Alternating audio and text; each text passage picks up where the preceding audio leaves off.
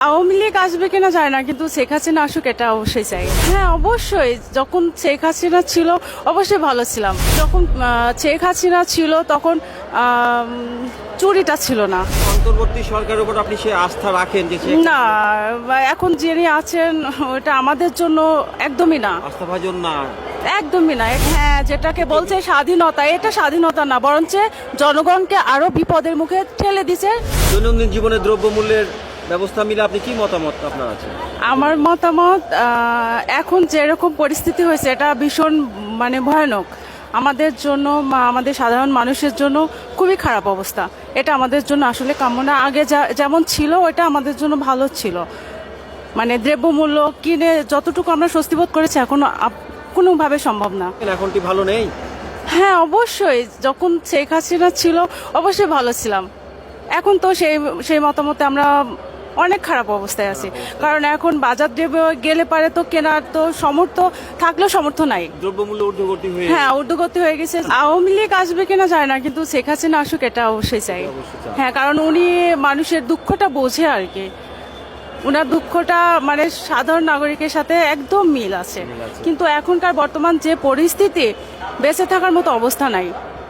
তো আপনি কি চান অন্তর্বর্তীকালীন সরকার আবার একটি সুন্দর নির্বাচন কাঠামো তৈরি করে দিয়ে? হ্যাঁ হ্যাঁ হ্যাঁ হ্যাঁ, অবশ্যই চাই যে এরকম একটা নির্বাচন হোক, আর দেশের পরিস্থিতি আগের মতো স্বাভাবিক হোক, যত জনগণ বা আমরা সবাই শান্তিতে বসবাস করতে পারি, বা আমাদের বাচ্চা কাচ্চা ফ্যামিলি, হ্যাঁ পরিবার পরিকল্পনা, পরিবারের ওপর, আমাদের একার ওপর যারা পরিবার নির্ভর করে তাদের জন্য যেন সুবিধা, ভালো একটা দিক সৃষ্টি হয়। আগের থেকে এখন চুরি করার হার বেড়ে গেছে। গ্রামগঞ্জে তো দেখি ঘরে তো মোবাইল রেখেও তো শান্তি নাই, ঘরে তালা দিলেও বাক্স তালা ভেঙে বাক্সে সবকিছু নিয়ে চলে যাচ্ছে, দিনে দুপুরে ডাকাতি হয়ে যাচ্ছে।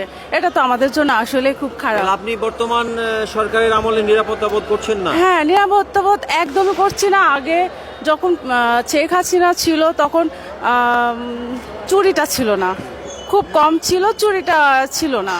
আপনি আগামী সংসদ নির্বাচন নিয়ে আপনার কিছু মত থাকলে বলতে পারেন।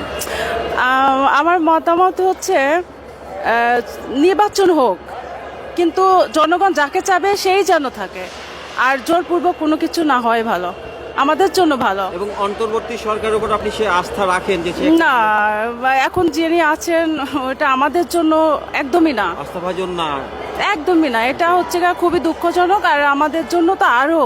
কারণ কি, আমরা তো আগে তো 1 কেজি মাংস কিনে আমরা একবার খেয়ে পরবর্তী কেনার একটা ইচ্ছা জন্ম নিত, এখন তো সেটা হয় না, মাসেও জন্ম নিচ্ছে না।